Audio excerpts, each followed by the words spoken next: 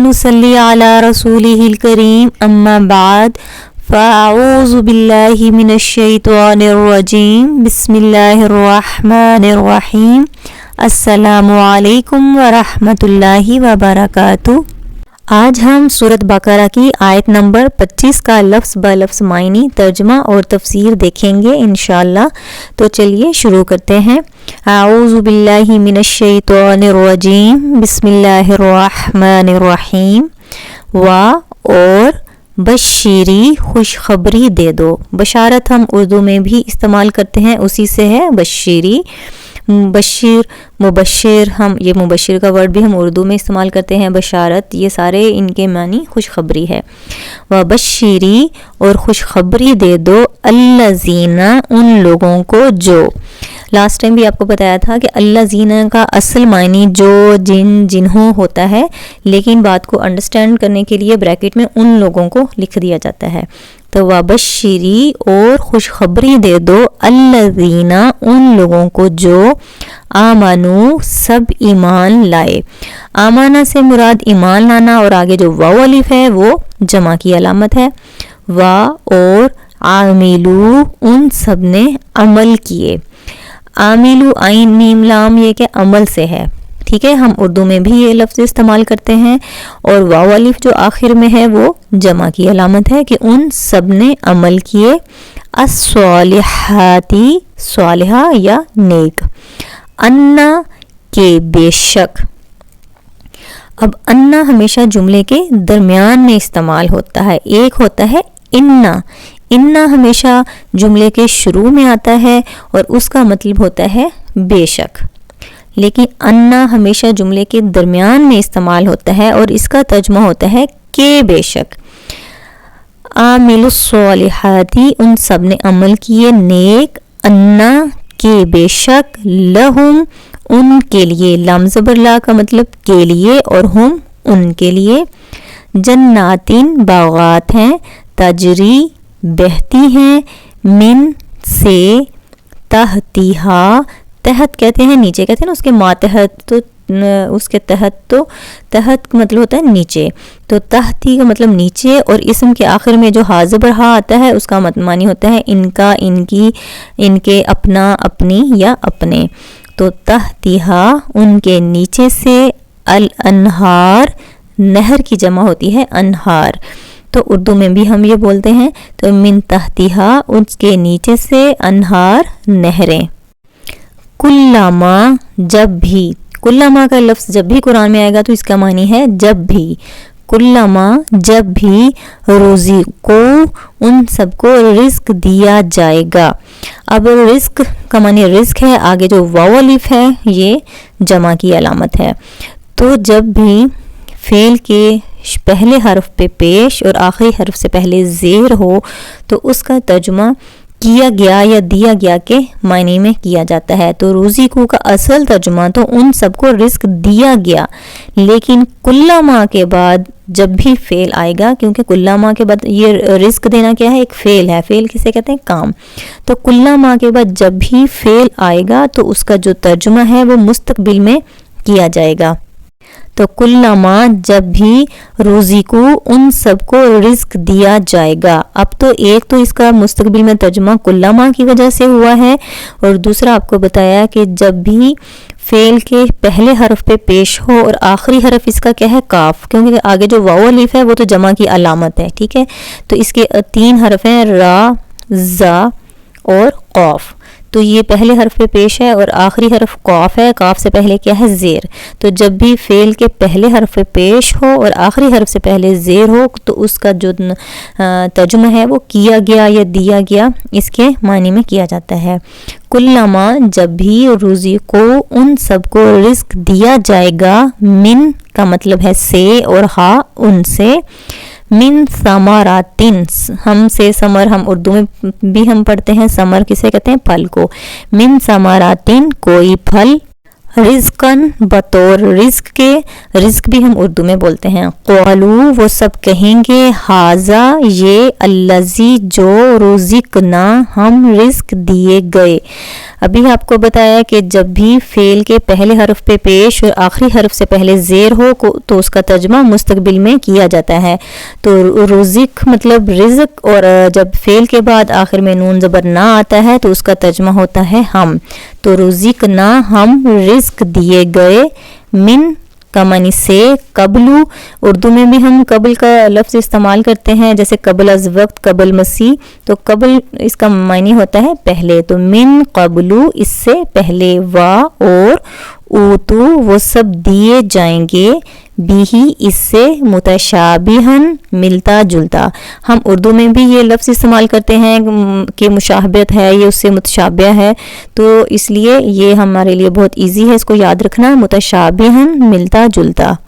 وَلَهُمْ وا اور لہم، لام زبر لا کا معنی کے لیے، اور ہم ان کے لیے، فیہا اس میں، فی کا معنی میں اور ہا کا مطلب اس میں، ازواجن یہ زوج کی جمع ہے، ازواج مطلب بیویاں ہوں گی، مطہراتن پاک کی ہوئی، وا اور ہم وہ سب، فیہا اس میں، خالدون سب ہمیشہ رہنے والے ہیں. خالد کا مطلب ہوتا ہے ہمیشگی سے، اس کا معنی ہے کہ ہمیشہ، اور واو نون جمع کی علامت ہے کہ وہ سب ہمیشہ رہنے والے ہیں. چلیے اب ہم اس آیت کی تفسیر دیکھ لیتے ہیں. اس آیت میں اللہ تعالیٰ نے مومنین کو، وہ لوگ جو ایمان لائے اور نیک اعمال کیے، ان کو اللہ تعالیٰ نے خوشخبری سنائی ہے. کس چیز کی خوشخبری؟ جنت کی، باغات کی، کہ جن کے نیچے نہریں بہتی ہیں. اس آیت میں ایمان کے بعد جو دوسرے نمبر پر بات کی گئی ہے وہ صالحہ اعمال کی ہے. ایمان کے بعد سب سے زیادہ ضروری چیز نیک اور صالحہ اعمال ہوتے ہیں. صالحہ اعمال سے کیا مراد ہے؟ صالحہ اعمال سے مراد ایسے اعمال جو اللہ کے حکم کے اور سنت کے عین مطابق ہوں اور خالص اللہ کی رضا کے لیے ہی کیے جائیں. ایمان کے بعد جو سب سے زیادہ ضروری چیز ہوتی ہے وہ ہوتے ہیں نیک اور صالحہ اعمال، ایسے اعمال کہ وہ اللہ کے حکم کے مطابق ہوں. ہم اپنی زندگی میں جو بھی عمل کر رہے ہیں ہم نے یہ دیکھنا ہے کہ کیا وہ اللہ کے حکم کے عین مطابق ہے جو میں کام کر رہا ہوں، کیا وہ سنت کے مطابق ہے کہ آپ صلی اللہ علیہ وسلم نے اس کام کو ایسے ہی کرنے کا حکم دیا ہے یا ایسے ہی کر کے دکھایا ہے. اور نمبر 3 پہ جو ہم نے چیز کا خیال رکھنا ہے کہ ہم جو بھی کام یا عمل کر رہے ہیں وہ خالص اللہ کی رضا کے لیے ہے یا ہمارا مقصد دکھاوا ہے، یا ہم کسی اور کو راضی کرنے کے لیے کر رہے ہیں، یا اپنے نفس کو راضی کرنے کے لیے کر رہے ہیں، یا اپنے دل کو خوش کرنے کے لیے کر رہے ہیں.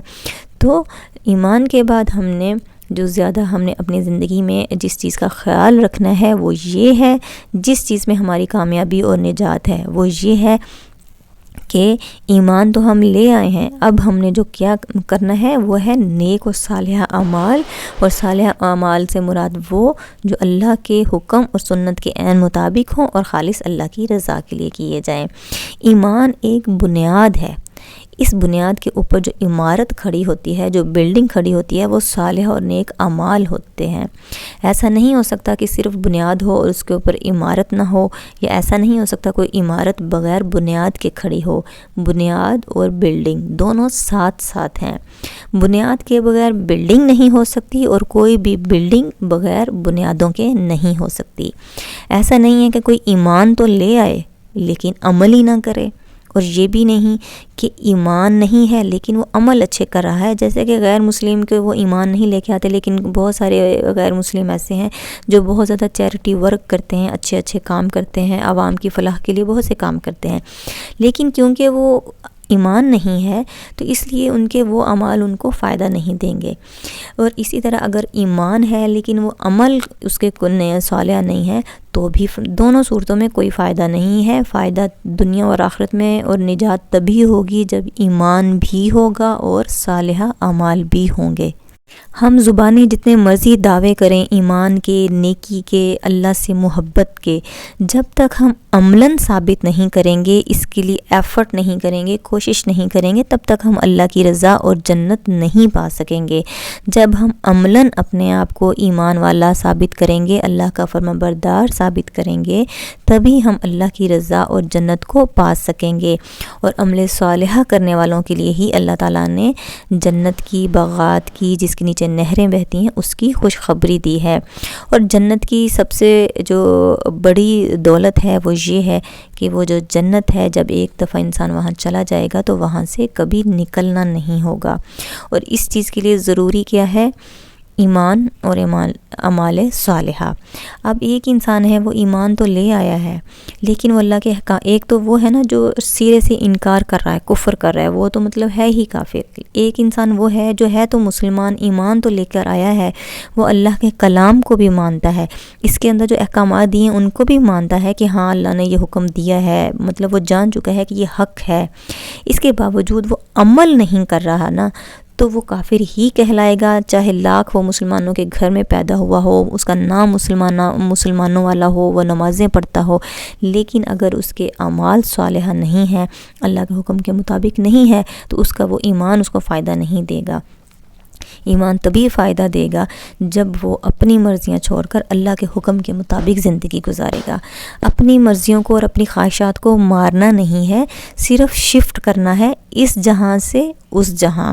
آپ جب بھی کوئی کام کرنے لگیں، اس میں اگر آپ کی مرضی کچھ اور ہے، آپ کا دل کچھ اور کرنے کا کر رہا ہے، لیکن اللہ کا حکم اس کے لیے کچھ اور ہے کہ اس کو اس طرح کرو، تو آپ نے یہ نہیں کہ اپنی خواہش کو مار لیں، بلکہ شفٹ کر لیں کہ اے اللہ، میرا تو یہ دل کر رہا ہے کرنے کو، لیکن کیونکہ تیرا حکم اس طرح ہے، تو اے اللہ میں اپنی مرضی کو پیچھے کر کے، اپنی خوشی کو پیچھے کر کے، تیری رضا کے لیے، تیرے خوف سے میں یہ تیرے حکم کے مطابق یہ کام کرنے لگی ہوں، جبکہ میرا دل اس طرح ہے، تو اے اللہ میری اس خواہش کو، میری اس مرضی کو تو جنت میں پورا کر دینا، یا اے اللہ اس کا مجھے متبادل عطا کر دینا۔ تو بس اپنی خواہشات کو مارنا نہیں، بلکہ یہ سوچ لیا کریں کہ اس جہاں سے اس جہاں پہ میں نے شفٹ کر دینا، تو آپ اس جہاں سے اس جہاں پہ شفٹ کر دیا کریں، اور اللہ سے اس کی رضا اور جنت کے امیدوار بن جائیں، کیونکہ وہ جنت ایسی ہے کہ اس میں خوبصورت باغات ہیں، ان کے نیچے نہریں بہتی ہیں، اور اللہ تعالیٰ فرما رہے ہیں کہ جب بھی ان کو رزق دیا جائے گا، کوئی پھل دیا جائے گا، تو وہ کہیں گے کہ یہ تو وہی ہے جو اس سے پہلے ہم نے کھائے ہوئے ہیں۔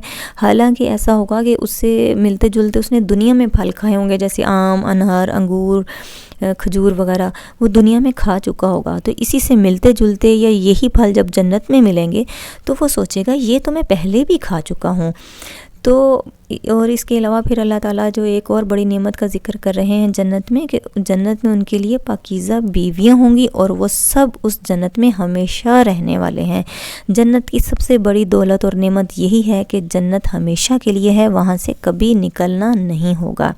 اللہ تعالیٰ سے دعا ہے کہ ہمیں بھی ان لوگوں میں، ان مومنین میں شامل کرے کہ ہمیں بھی اللہ تعالیٰ کی رضا اور وہ جنت ہم میں حاصل ہو سکے۔ آمین ثم آمین۔ جزاک اللہ خیراً کثیرا۔ السلام علیکم ورحمۃ اللہ وبرکاتہ۔